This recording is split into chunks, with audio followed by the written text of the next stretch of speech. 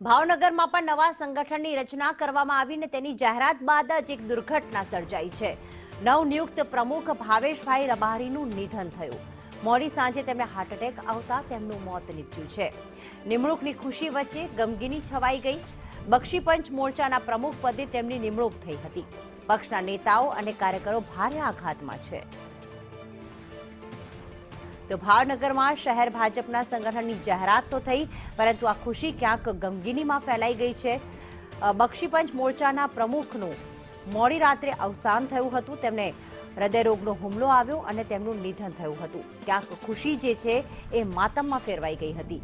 ઉપપ્રમુખ, મહામંત્રી તેમજ વિવિધ મોરચાના પ્રમુખ અને મહામંત્રીઓની નિમણૂક કરવામાં આવી, ત્યારે બક્ષીપંચ મોરચાના પ્રમુખ પદે નિયુક્તિ પામેલા એવા ભાવેશભાઈ રબારીનું નામ જાહેર થયાના થોડાક જ સમયમાં તેમનું અવસાન થઈ ગયું। ભાવેશભાઈ રબારીનું હાર્ટ એટેકથી નિધન થયું છે, ત્યારે એક તરફ સંગઠનમાં નવા ચહેરાઓને સ્થાન આપવામાં આવ્યું, તેની ખુશી હતી, અને બીજી તરફ આ નિધન થતાં ગમગીની છવાઈ ગઈ છે। તમામે શ્રદ્ધાંજલિ પણ વ્યક્ત કરી।